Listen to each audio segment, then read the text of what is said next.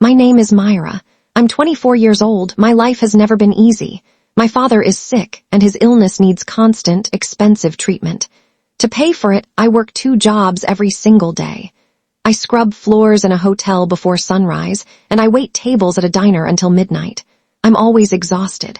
I barely sleep. Every single day feels like a battle I'm forced to fight all over again.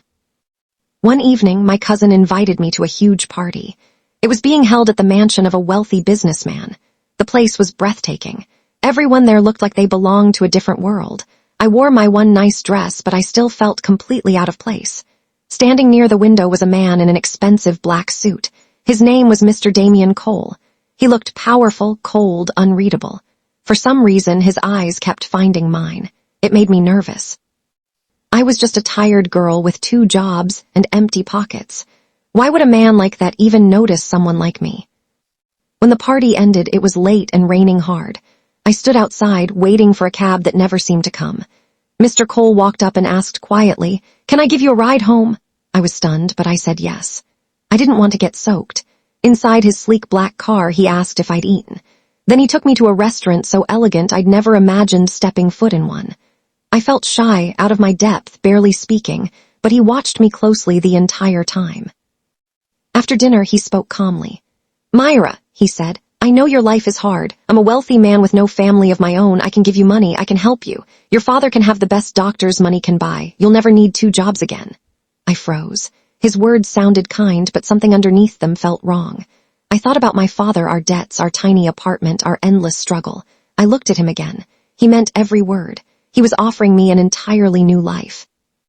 I knew this wasn't love. It felt like a business deal being placed on the table. I didn't trust him, but I said yes anyway. My life changed overnight. One day I was poor and drained. The next I was living inside his world. He had a private jet. We flew to countries I'd only seen in movies. He bought me designer clothes, shoes, gold jewelry. My new home was massive and beautiful. Everything looked flawless, but there were rules. "I want companionship, not love," Damien told me. "Be loyal, never ask about my business."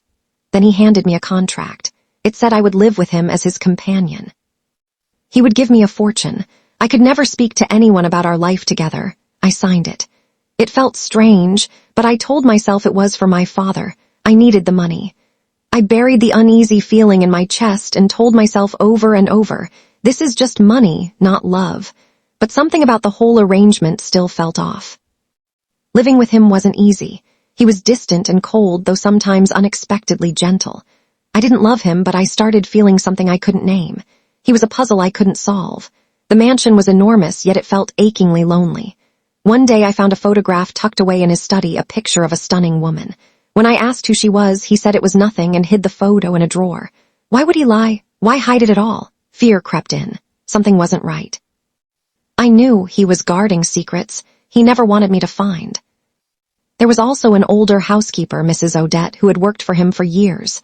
One day she looked at me and whispered, "Be careful. Mr. Cole carries many secrets. Things here are never what they seem." Her words haunted me. That same night, Damien came to me with a serious look. "Myra," he said, "I need a wife, not out of love for business. A marriage on paper will protect my company." He promised nothing between us would really change. He asked me to marry him purely to serve his business interests. It felt bizarre, but I agreed. We had a small wedding. No family, no friends, just a lawyer and Mrs. Odette as witnesses. I wore a beautiful white gown, but I didn't feel like a bride. I wasn't happy. I was simply signing another contract. I became Mrs. Cole. We appeared together at events and people called me his wife, but it only existed on paper. I smiled in public while feeling hollow inside, like I was performing a role I never auditioned for. One afternoon, I stopped by his office to bring him lunch. Suddenly, I heard a woman shouting furiously inside. I paused and listened. She screamed that he had promised to marry her, that she had waited for him for years, and then I showed up and ruined everything. Then she saw me. Her face went red with rage. She pointed at me and said, "You took everything. He was mine for years." Her name was Vera. She had been with Damien long before I ever entered his life. I felt gutted. I went home in silence. That night he said nothing, acting as if it were an ordinary evening. But I saw messages from other women on his phone. Some read, "Call me, I miss you." I knew he was hiding far more than I realized. I needed answers. I hired a private investigator, using Damien's own money to fund it. He dug into Damien's businesses and his past, and what he uncovered was disturbing.